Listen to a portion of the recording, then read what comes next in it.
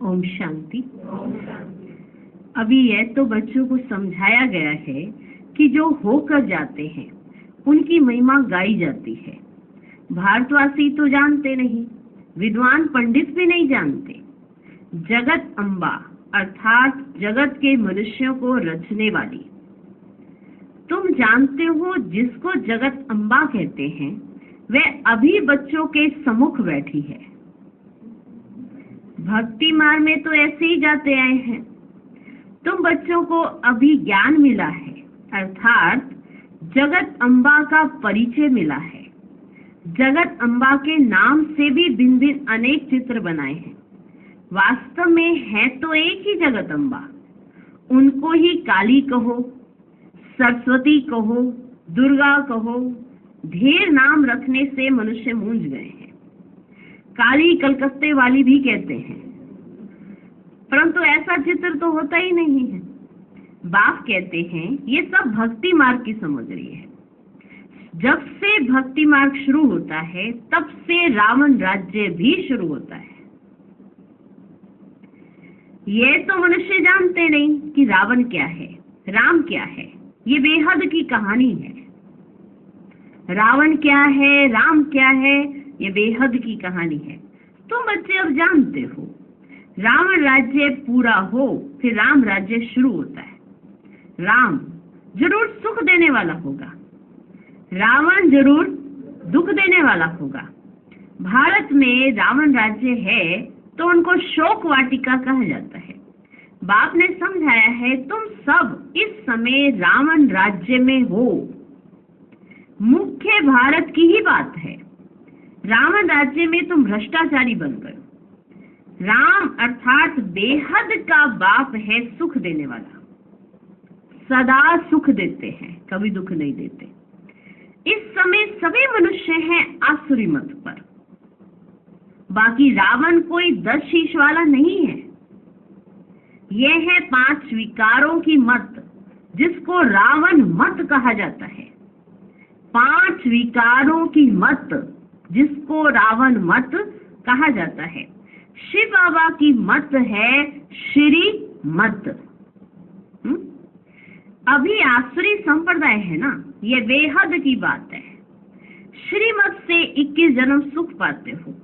आसुरी मत से 63 जन्म तुमने दुख पाया है। तुम जानते हो ये रावण है बड़े से बड़ा दुश्मन, जिसको जलाते रहते हैं। समझते नहीं कि आखिरी रावण को जलाना हम बंद कब करेंगे। कहते हैं ये रावण को जलाना तो परंपरा से जलाता है। एफजी बनाए जलाते रहते हैं। रावण बरोबर इस रावण ने सबको दुख दिया, खास भारत को। आज राम और रावण की बेहद की कहानी सुन रहे हो। जो भी गीत है जो होकर गए हैं उनकी महिमा है, महिमा गाई हुई है। अभी बाबा बता रहे कि रावण क्या करता है। रावण तुमको दुख देता है और राम तुमको सदा सुख देता है। राम अभी कौन है? शिव बाबा। राम वो त्रेता बलराम नहीं, शिव बाबा के लिए कहा है। तो रावण खास सबको दुख दिया। रावण ने खास किसको दिया? बालक को। तो रावण बड़ा दुश्मन हुआ ना, बड़ा दुश्मन हुआ ना।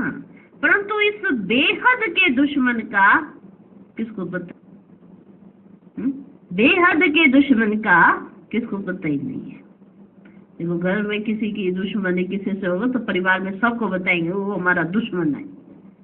ऐसे सबको बता देंगे। सब बच्चों को भी बताए, उधर उनके उसमें नहीं जाना, वो हमारा दुश्मन है। रोकेंगे कि नहीं रोकेंगे? उनके मोहल्ले में जाने से रोकेंगे ना, क्योंकि वो दुश्मन है। तो बच्चों से दुश्मनी निकालेंगे। तो बाप भी कहता है ये जो रावण है ये भारत का बहुत बड़ा दुश्मन है, इसको यहाँ ठहरने नहीं दो। ये कौन है? दुश्मन है। तो बेहद का बाप आकर बेहद का सुख देते हैं। ऐसी सहज बात भी कोई विद्वान पंडित आदि नहीं जानते। तुम बच्चे जानते हो। हमको बेहद के बाप से सुख का वर्षा लेना है, परंतु फिर घड़ी घड़ी तुम बाप को भूल जाते हो। इतना जानते हो कि बेहद के बाप से बेहद का वर्षा लेना है, फिर भी तुम घड़ी घड़ी बाप को भूल जाते हो। भक्ति मार्ग में तुम पुकारते आए हो, हे बाबा रहम करो, mercy on me, mercy on me. Mercy तो करता रहता हूँ। जिस जिस भावना से देवताओं की पूजा करते हैं तो अल्पकाल का सुख जरूर देता हूँ, और कोई सुख दे ही नहीं सकता, मैं ही हूँ सुखदाता। भक्ति मार्ग में भी देने वाला मैं हूँ। अगर भक्ति मार्ग में भी दिया ना तो मैंने दिया तुमको। कहते हैं गॉड फादर ने यह दिया, भगवान के लिए ही कहते हैं ना, फिर ऐसे क्यों कहते हो ये धन फलाने साधु ने दिया? ये धन जो दिया वो फलाने साधु ने दिया, क्यों कहते हो ऐसे, जबकि देने वाला तो मैं हूँ। जबकि सुख देने वाला है ही एक बाप। गाते भी है, हे भगवान हमारे दुख दूर करो, ऐसे कहते हैं। फिर ऐसे क्यों कहते फलाने साधु ने हमारा यह दुख दूर किया, बचा दिया? पुकार जब करते हैं तो साधु से नहीं करते। जो रोज प्रार्थना करते हैं ना, गॉड फादर से करते हैं, भगवान से मांगते हैं, फिर जब मिल जाते हैं तो कहते हैं साधु ने दिया। समझते हैं उनकी कृपा से सुख मिला। अब धंधे में फायदा होता है तो समझते गुरु ने कृपा करी। उसने अगरबत्ती पे फूंक मार दी थी तो वो अगरबत्ती हमने जलाई और कृपा हो गई, सारी दुकान मेरी भर गई, ये कृपा हो गई। अगर नुकसान होता है तो ऐसे नहीं कहते कि गुरु की अकृपा हुई, ऐसे कभी नहीं कहते। बेचारे भक्त लोग समझने बिगड़ जो आया सो कहते रहते, जब ठीक हो जाते हैं तो कहते हैं गुरु की कृपा हुई है, इधर उधर उधर सब जगह बताएंगे उस गुरु के, और शिष्य बन जाएंगे और फॉलोअर्स बन जाएंगे। जब अकृपा हुई तो नाम नहीं लेते, समझते हैं हमसे ही कोई त्रुटि हुई होगी, हमने ही भगवान को ठीक से याद नहीं किया होगा, इसमें गुरु क्या करेगा, ऐसे बोल देते हैं। तो बेचारे जो भी आया भक्त लोग सुनते हैं ना, समझने के बगैर जो आया सो कहते रहते, जो सुनते उस पर फॉलो करते रहते हैं। यह भी ड्रामा, यह भी तो देखो बच्चे ड्रामा है, जो सुना उसको फॉलो करते रहते हैं और समझते कुछ भी नहीं, यह भी ड्रामा। अब बाप आकर तुम्हें अपना बनाते हैं। बाप से प्रीत रखने में भी माया बहुत विघ्न डालती है, प्रीत रखने में भी बहुत विघ्न डालती है, एकदम मुंह ही फिरा देती है। 21 जन्म का सुख देने वाले बाप से फारकती दिला देती है, छोड़ देते उसका हाथ। बाप समझाते भक्ति मार्ग और ज्ञान मार्ग में रात दिन का फर्क है। भक्ति करते करते जब कंगाल बन जाते हैं तब फिर बाप आकर ज्ञान देकर 21 जन्म के लिए तुमको माला माल कर देते। वे भक्ति तो तुम जन्म बाय जन्म करते रहे, अल्पकाल सुख मिलता है, दुख तो बहुत है ना बच्चे। बाप कहते मैं आया हूँ तुम्हारा जो गवाया हुआ राज्य है ना वह देने, जो तुमने गवा दिया राज्य है ना वो मैं देने आया हूँ। बेहद की बात हुई ना, ये बेहद की बात है, बाकी और कोई बात नहीं। मैं क्यों आया, क्या करने आया, मैं तो जो तुमको राज्य दिया था तुमने फिर गवा दिया, अब मैं वापस तुमको राज्य देने आया। कोई लड़ाई झगड़ा नहीं करना, सब कुछ मैं तुमको दे दूंगा। तुमको जमीन के लिए भी कोई झगड़ा करने की जरूरत नहीं है कि हमारे बाबा कहते हैं कि सारी जमीन तुम्हारी है तो तुम वहां लड़ने चले जाओ। हाँ, ऐसा नहीं, तुम शांति से बाबा को याद करो, सब तुम्हारा हो जाएगा। सब तुम्हारा हो जाएगा, भारतवर्ष सब तुम्हारा हो जाएगा, पूरा भारत ही भारत रहेगा, कोई चिंता की बात नहीं करना। तो ये कौन सी बातें हुई, बेहद की बातें, हद की बातें नहीं है, ये बेहद की बात हुई ना, बाकी और कोई बात नहीं। ये लक्ष्मी नारायण आदि वाइसलेस देवताएं थे, इन्हों के महलों में कितने हीरे जवाहरात होंगे, सोचो दिख रहा है? कितने हीरे जवाहरात होंगे। तुम आगे चलकर बहुत कुछ देखेंगे, बहुत कुछ देखेंगे। जितना नजदीक आते जाएंगे, जितना नजदीक आते जाएंगे, उतना स्वर्ग की सीन देखते जाएंगे। समझे? जितना जितना नजदीक जाते जाएंगे, उतना स्वर्ग की सीन देखते जाएंगे। कितनी बड़ी बड़ी दरबार होगी। खिड़कियों, जो खिड़कियां आएंगी, खिड़कियों पर सोने, हीरे, जवाहरों का कितना अच्छा श्रृंगार होगा। बस ये रात पूरी होकर दिन शुरू होगा। जो बैकुंठ तुम दिव्य दृष्टि से देखते हो, वह प्रैक्टिकल में जरूर देखेंगे, और जो विनाश दिव्य दृष्टि से देखा है, वह फिर भी प्रैक्टिकल में जरूर देखेंगे।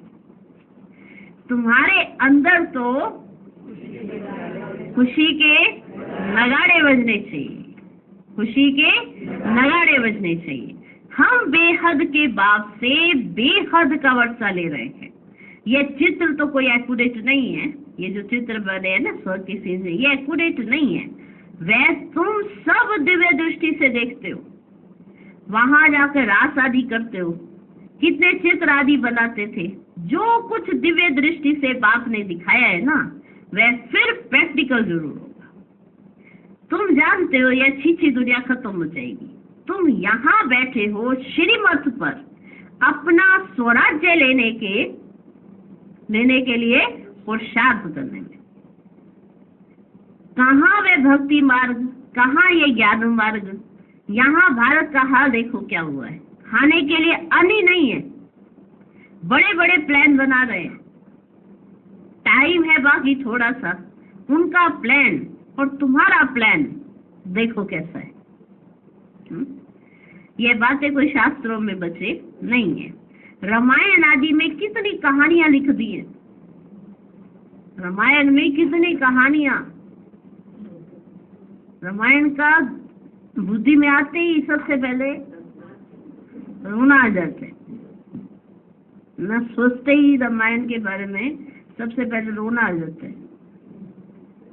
राम जी को वनवास दे दिया, साथ में सीता जी भी गई, लक्ष्मण जी भी, भाई भाई भाई भाई मेरा जा रहे, अकेला क्यों जाएगा, उनकी सेवा करने के लिए मैं भी जाऊंगा।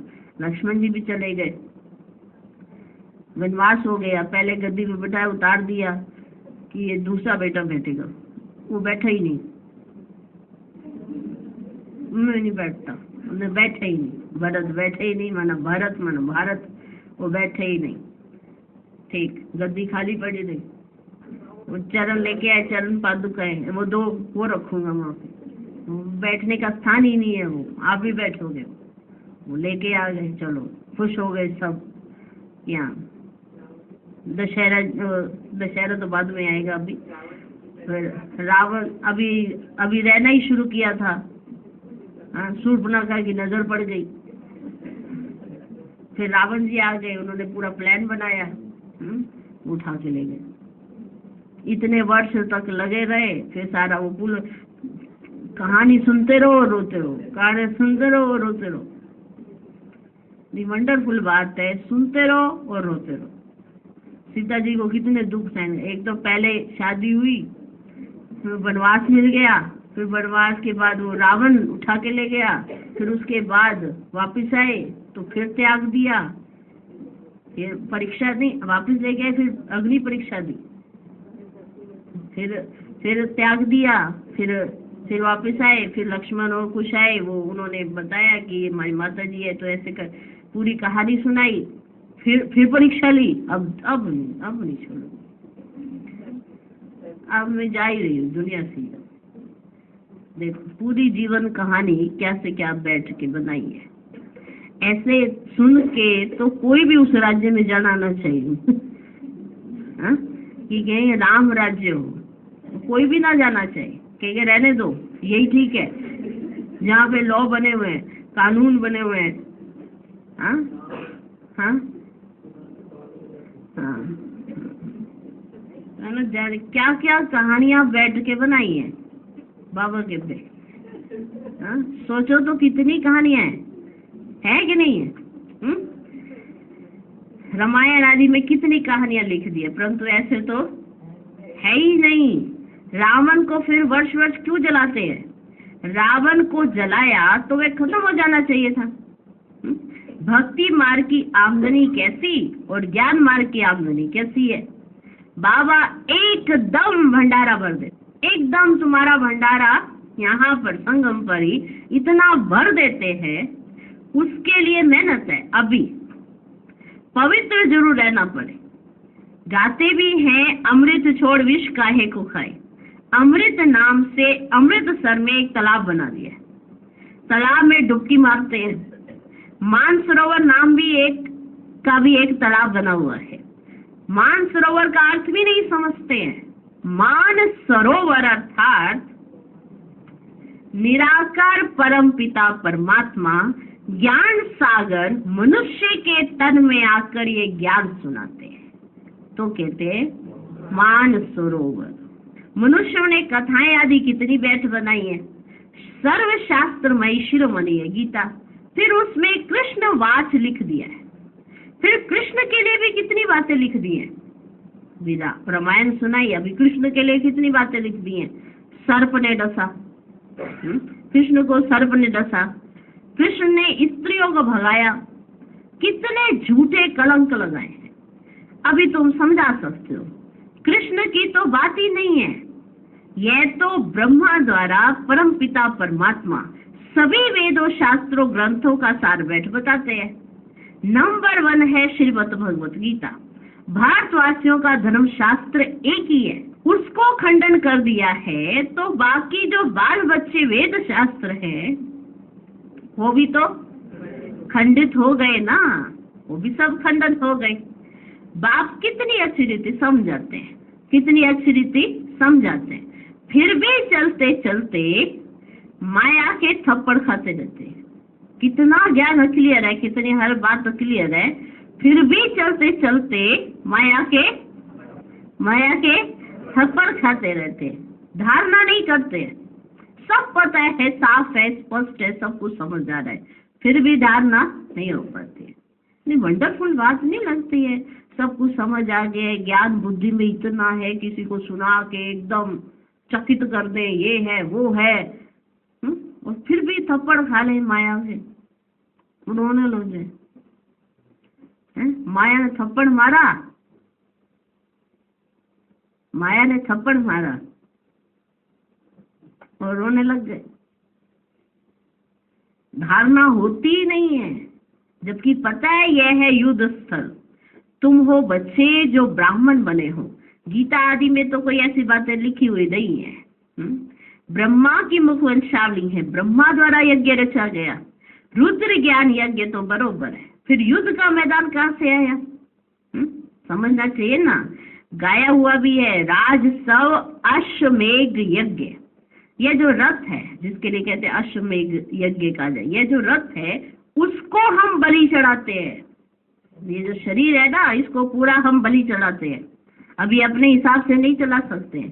कोई सोचे अपने हिसाब से, तो ये रोते क्यों है अपने हिसाब से? फिर धारणा पूरी करते नहीं है, इसीलिए रोना पड़ता है। माया थप्पड़ मार देती है तो रोना पड़ता है।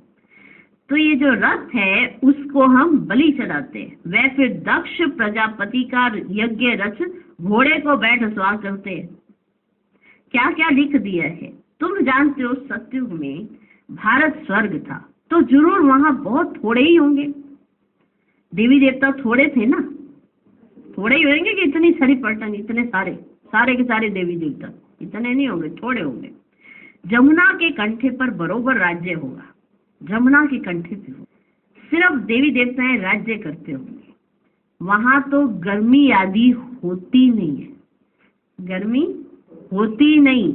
जो कश्मीर शिमला आदि तुम्हें जाना पड़े। सतयुग में गर्मी नहीं होती, जो तुमको ये बड़ी गर्मी शिमला में जा रहे हैं, वहां तो ठंडी रहती है ना शिमला में, ऐसा नहीं होता वहां। तत्व भी बिल्कुल सत्व प्रधान हो जाते हैं। ये भी समझने वाले समझे, जो समझने वाले वो समझेंगे।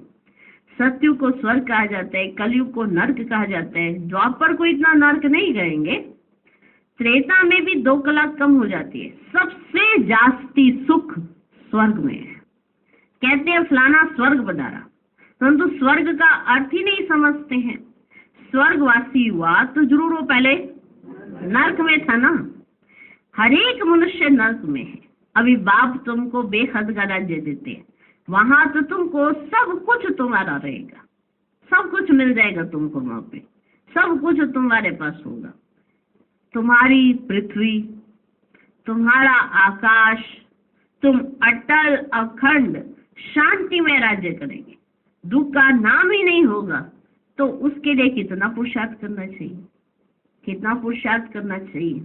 अवस्थाएं बच्चों की कैसी हैं जानते भी हैं हमारे मम्मा बाबा, बहुत अच्छी रीति पुरुषार्थ करते हैं।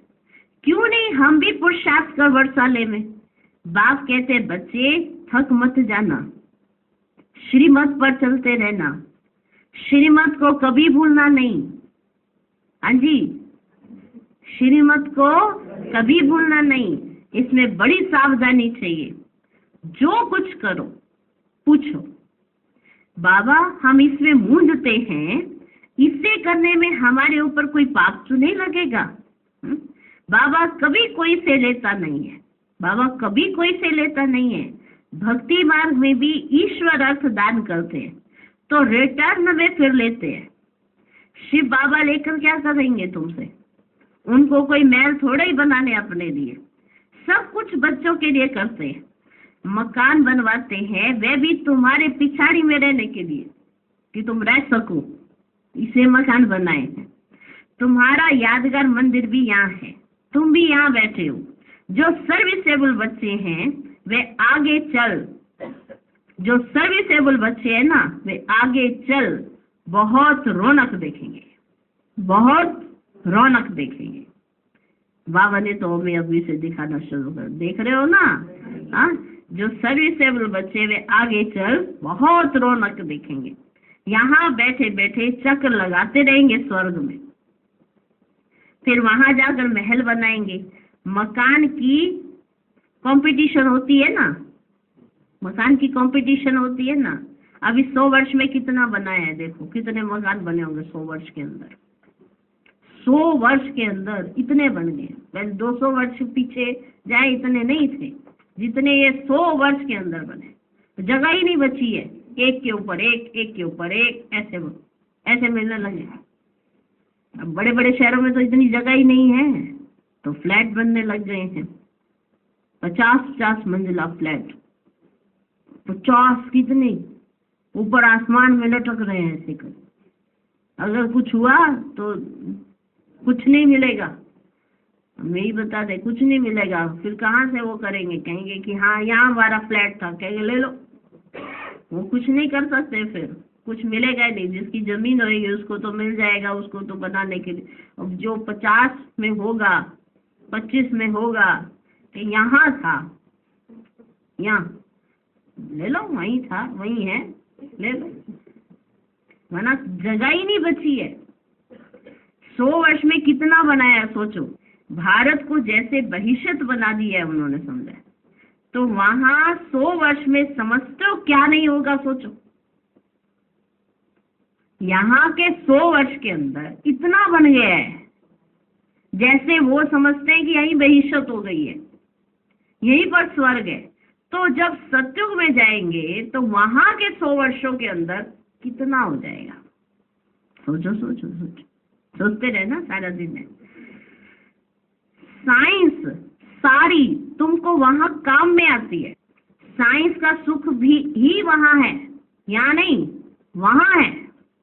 यहाँ तो दुख है। साइंस पर कितनी मेहनत करते हैं। तुम बच्चे समझते हो कि यह सिर्फ फाफा मार रहे हैं, माना अपनी बड़ाई कर रहे हैं, कुछ भी नहीं है। अल्पकाल क्षणभंगुर सुख है, यह माया का पिछाड़ी का पंप है। एक तरफ रख दिया जाए कि ये बाबा है, एक तरफ रख दिया जाए ये सारी सुख सुविधाएं हैं, सब कुछ मिलेगा, गाड़ियां, प्लेन, सब कुछ, घर, बंगला, फ्लैट पे फ्लैट सब मिलेगा। ये इधर है, इधर बाबा है। जब बाबा के पास जाओगे कुछ नहीं मिलेगा, है ना। ऐसा कह दिया जाए अगर किसी को, तो चुनने वाले किसको चुनेंगे? माना इधर आपको देखो दाल रोटी मिलेगी, इधर सुख सुविधाएं, वो भी परेशानी करने वाली। थोड़े टाइम पहले दिन तो वो पूरे अच्छा आराम देंगे, अगले दिन वो और ही कमर तोड़ देंगे, ऐसे। तो ये जो माया का पिछाड़ी का पंप है ना, यही बाप से बच्चों को दूर कर रहा है, यही दूर कर रहा है। और बाबा कहते हैं बच्चे तुम्हें उसे छोड़ना है, तुम अपना देह अभिमान छोड़ दो, ये छोड़ दो, वो छोड़ दो। वो हम छोड़ने में कितनी मेहनत लगाते हैं। साफ साफ बताया ये देह अभिमान तुम्हें बहुत तंग करेगा, इसको छोड़ देना, मैं तुम्हें वो दूंगा जो तुमने सोचा भी नहीं होगा, तुम्हें सब कुछ मिलेगा, सिर्फ इसको छोड़ दो। छोड़ते ही नहीं, और जो छोड़ देते हैं, सच में छोड़ते हैं, अपना देह अभिमान पूरा ही छोड़ देते हैं, वो बाबा की गोद में सदा खुश रहते हैं। उनको ये लगता है कि स्वर्ग ही हमारे लिए अब वो स्वर्ग है जो बाबा ने हमें दिया है। संगम पर ही उनको स्वर्ग की वो अनुभूति होने लगती है। वो वाला स्वर्ग नहीं जिसमें सब कुछ ऐशो आराम है, वो क्या है? वो तो कुछ भी नहीं है। आंतरिक सुख, अतीन्द्रिय सुख जो बाबा के साथ हम रह के बताते हैं। तो ये जो लोग जिसको सुख समझते हैं, ये माया का पिछाड़ी का पंप है। ये एरोप्लेन, रॉकेट आदि भी अभी जाते हैं, आगे ये सब साधन थे ही नहीं, बिजली आदि भी नहीं थी। ये सब है माया का सुख जो मनुष्यों को भरमाता है। मनुष्य समझते बस यही स्वर्ग है। विमान आदि स्वर्ग में थे ना, अभी स्वर्ग है ना, फिर विमान थे स्वर्ग में तो अभी हैं, अभी स्वर्ग ही है। ये नहीं समझते कि स्वर्ग के लिए तो अब तैयारी हो रही है। समझते हैं धन है, महल है, बस हमारे लिए यही स्वर्ग है। अच्छा, तुम्हारी तकदीर में यही स्वर्ग है। हमको तो मेहनत कर सच्चे सच्चे स्वर्ग में चलना है, जिसके लिए हम पुरुषार्थ करते हैं। जिसके लिए ही तुम पुरुषार्थ करते हो ना, उस सच्चे सच्चे स्वर्ग में जाने के लिए ही तुम पुरुषार्थ करते हो। पुरुषार्थ में ढीला नहीं पड़ना है, ग्रस्त व्यवहार में रह पुरुषार्थ करना है, सर्विस करनी है। खुद पवित्र बन, फिर अपने मित्र संबंधियों आदि को भी लायक बनाओ। मीठी मीठी बातें सुनाओ, मीठी मीठी बातें सुनाओ। बाबा ने 2 बाप की पॉइंट बहुत अच्छी रीति बताई है, पहले वो समझाओ। वर्षा बाप से मिलता है जायदाद का। अच्छा, मीठे मीठे सिकिलधे बच्चों प्रति माता पिता बाप दादा का याद प्यार और गुड मॉर्निंग। रूहानी बाप की रूहानी बच्चों को नमस्ते। हम रूहानी बच्चों की भी रूहानी बाप दादा को नमस्ते नमस्ते नमस्ते। Good morning good morning good morning.